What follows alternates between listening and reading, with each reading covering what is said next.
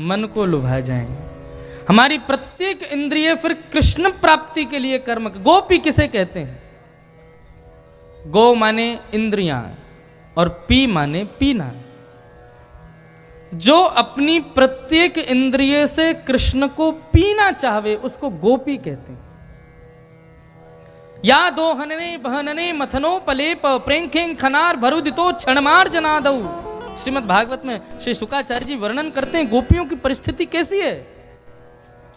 बोले दही धो रही हैं, अपने घर में चौका लगा रही हैं, कोई भी काम कर रही हैं, हर स्थिति में केवल श्याम सुंदर का स्मरण करती हैं।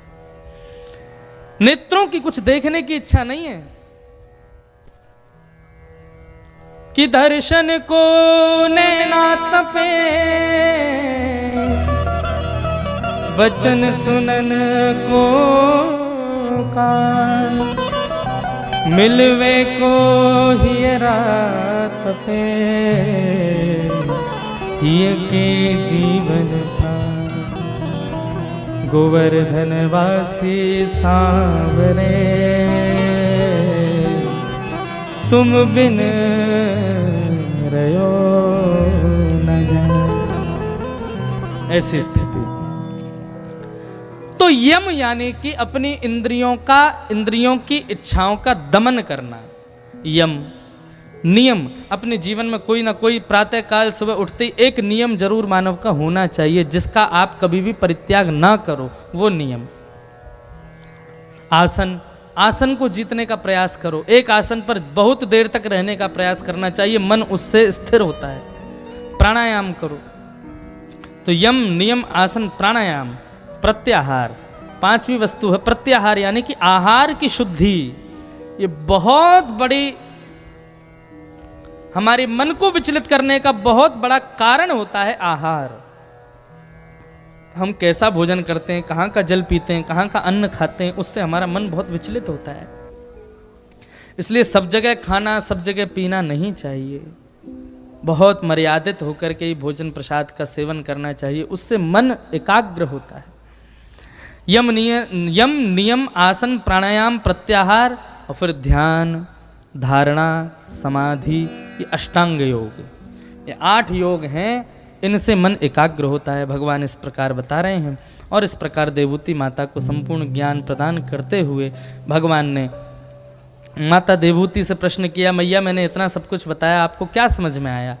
तब माँ ने उत्तर दिया, अहो वतस्वप चोतो गरीयान यज्जहु अग्रे वर्तते नाम तुभ्यम ते पुस्तपस्ते जुहुः स्वस्निरार्या ब्रह्मानुचुरनाम गृणन्ति एते। हे प्रभु,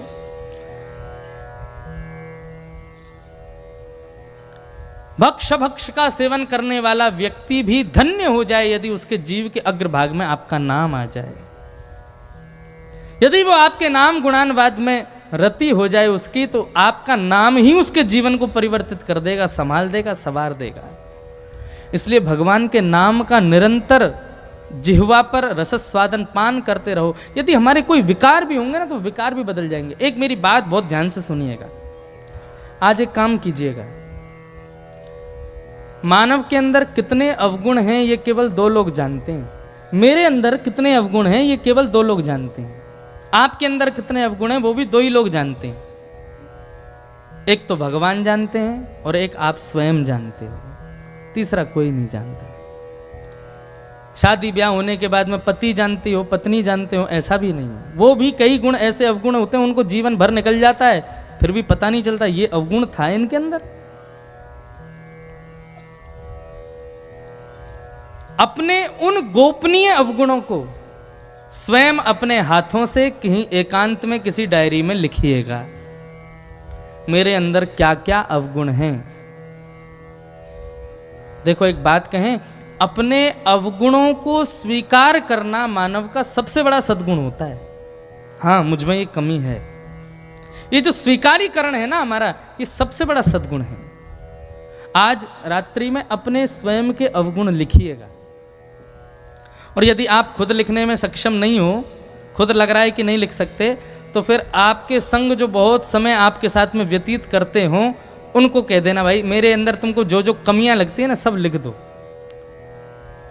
लेकिन इसी शर्त पे कि हाँ कमी देखने के बाद उससे लड़ोगे नहीं, कहीं उसके बाल पकड़े खींचो। तेने ये कैसे लिख दिया, मुझ में ये भी है क्या? उसको जो लगे उसको स्वतंत्र कर दो, अभय कर दो। बोले तुम लिखो जो तुमको अवगुण लगे, या फिर स्वयं लिखिए। सच बता रहे हैं, जीवन परिवर्तित हो जाएगा उन अवगुणों को लिख करके, और फिर उन पर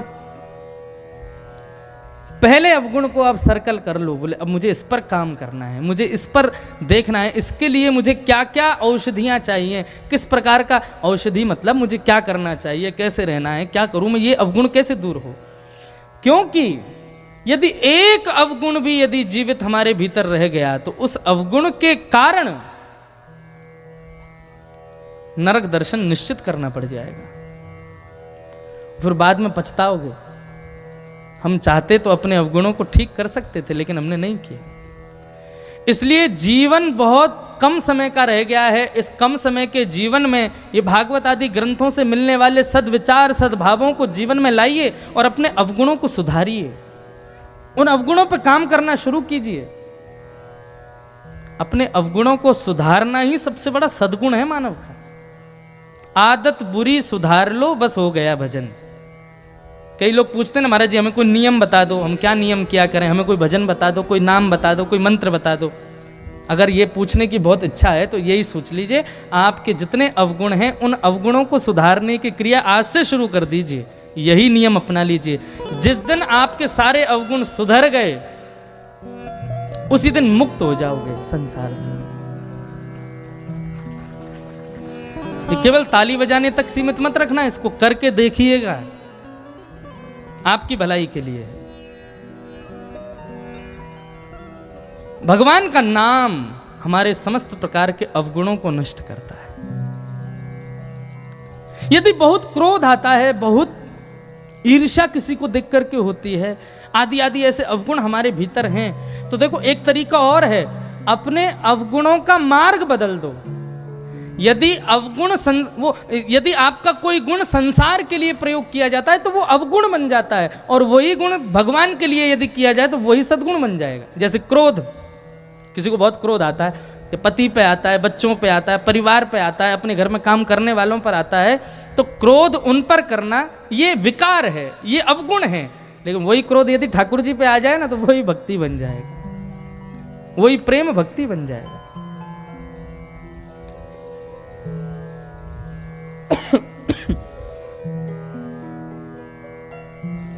लोभ यदि संसार के प्रति है तो वो अवगुण है, और वही लोभ ठाकुर जी के नाम संकीर्तन के प्रति हो जाए तो वही सद्गुण बन जाएगा।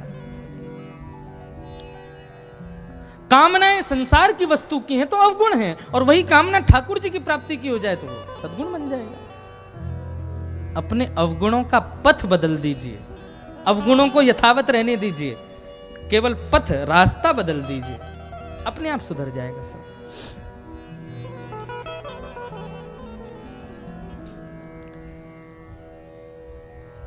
इस प्रकार देवहूति कपिल का अद्भुत संवाद हुआ।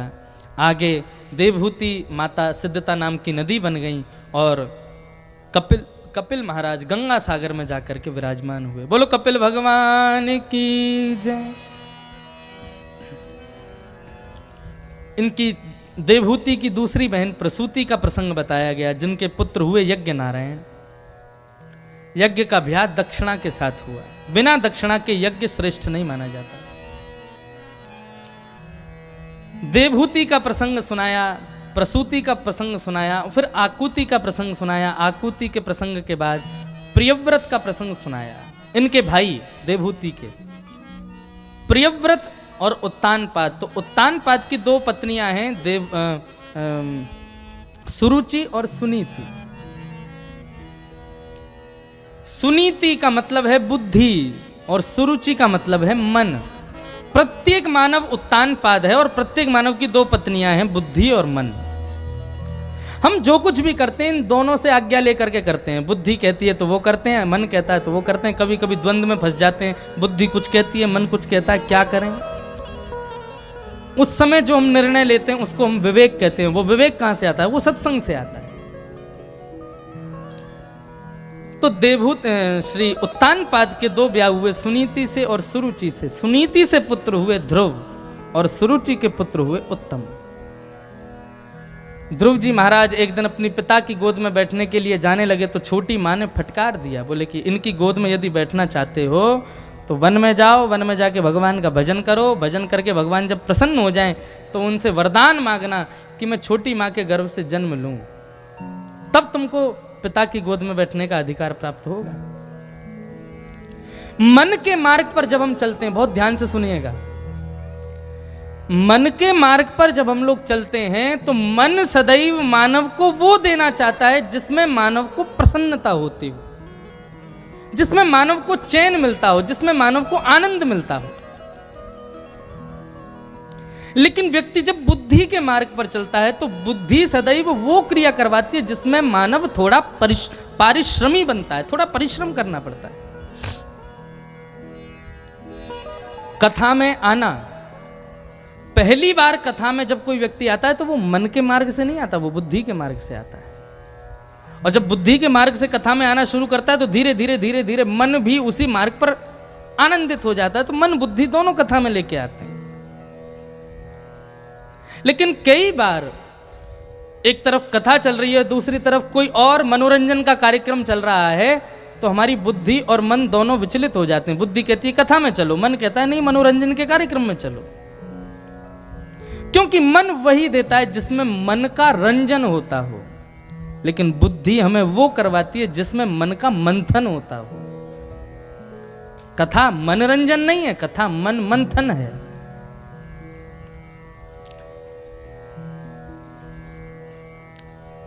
ध्रुव को डांटा छोटी माँ ने। छोटी माँ मन का स्वरूप है। ध्रुव को डांटा। ध्रुव रोते रोते अपनी माँ के पास गए। ध्रुव की माँ सुनीति ने समझाया, बेटा क्या हुआ? ध्रुव ने शिकायत नहीं की।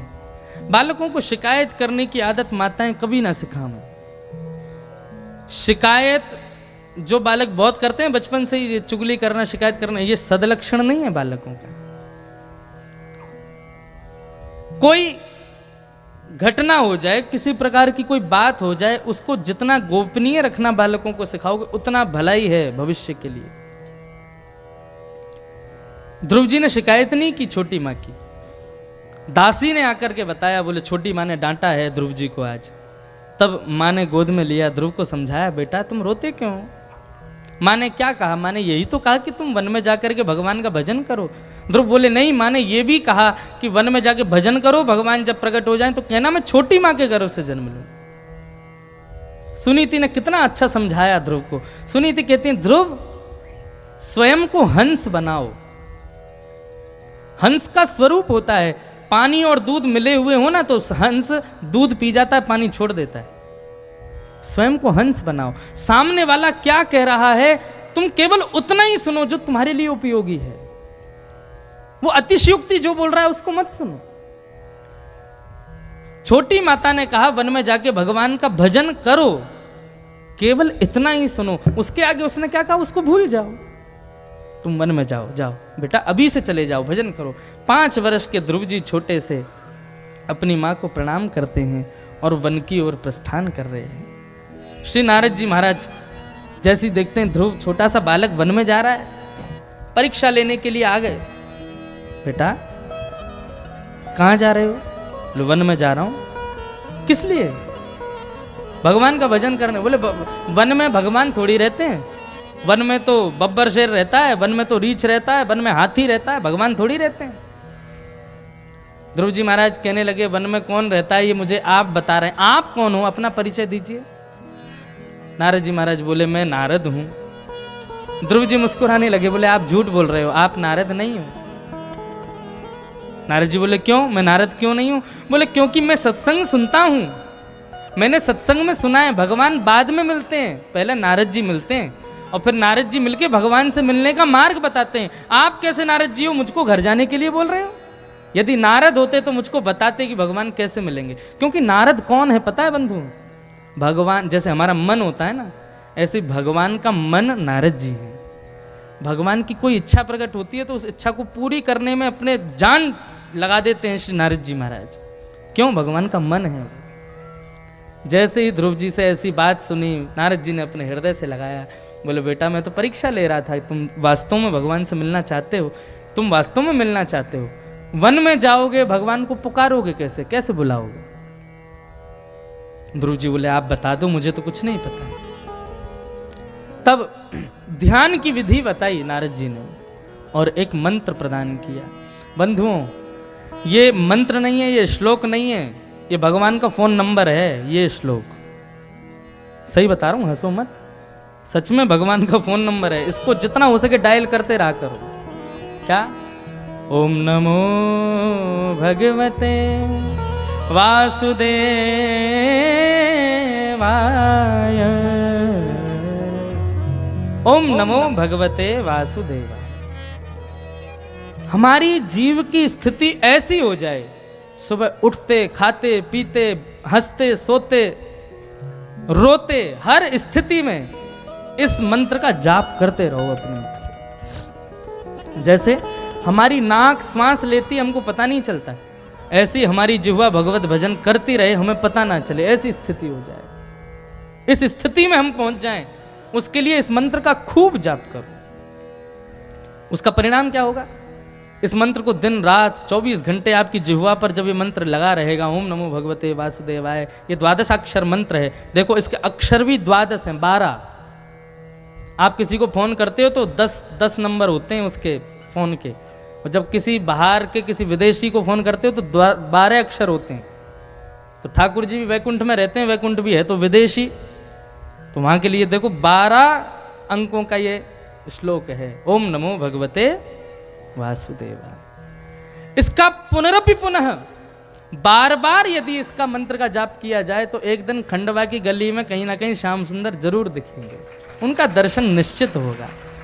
ठाकुर जी के 3 दर्शन होते हैं। पहला दर्शन होता है स्वप्न दर्शन, दूसरा दर्शन होता है आभास दर्शन, आपको ऐसा लगेगा कि शायद वो यहीं कहीं है, और तीसरा दर्शन प्रत्यक्ष दर्शन।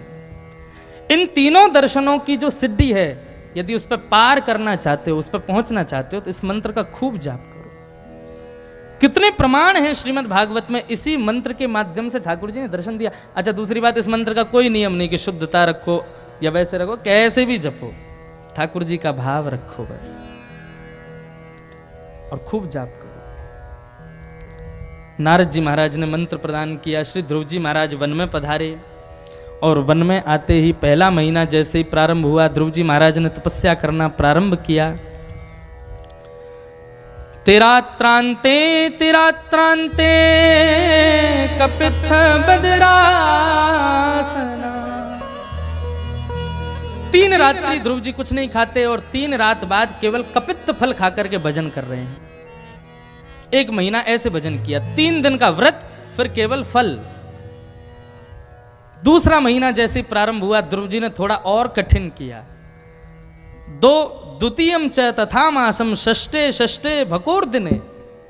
दूसरा महीना जैसे प्रारंभ हुआ, अब 6 दिन तक कुछ नहीं खाते, और 6 दिन बाद केवल पत्ता और जल पी करके भजन कर रहे हैं। तीसरा महीना प्रारंभ हुआ, अब तो महाराज 9 दिन तक ध्रुव जी कुछ नहीं खाते, और 9 दिन बाद केवल जल पी करके भगवान का भजन कर रहे हैं। चौथा महीना प्रारंभ हुआ, ध्रुव जी महाराज 12 दिन तक कुछ नहीं खाते ना पीते। 12 दिन बाद केवल एक बार वायु को पीते हैं, और वायु पी करके भगवान का भजन करते हैं। जैसे ही 5वां महीना प्रारंभ हुआ, ध्रुव जी महाराज ऐसा उनकी इंद्रियों में वशीकरण हो गया, ना उन्हें भोजन की जरूरत, ना उन्हें जल की जरूरत, और अब तो ऐसी स्थिति हो गई, अब उनको वायु की भी आवश्यकता नहीं है। अपनी भुजाओं को ऊपर उठाया, अपने एक चरण को ऊपर करके ऊर्ध्वबाहु होकर के श्री ध्रुव जी महाराज ने भगवान का भजन करना प्रारंभ किया, अपनी श्वास को रोक लिया। और जैसे ही भजन करने लगे, ध्रुव जी महाराज के इस कठोर व्रत, कठोर नियम, कठोर तप की वजह से देवताओं में हाहाकार मच गया। दौड़े दौड़े देवता सब भगवान के पास गए, बोले प्रभु जाकर के इस भक्त को दर्शन दीजिए। भगवान बोले ऐसे भक्त को दर्शन देने नहीं, ऐसे भक्त का दर्शन करने जाएंगे हम। और श्री गरुण जी महाराज पर विराजमान होकर के शंख चक्र गदा पद्मधारी वैकुंठनाथ पति श्रीमन्नारायण भगवान गरुण पर विराजमान होकर के श्री ध्रुव जी को दर्शन देने के लिए आ रहे हैं। हाँ।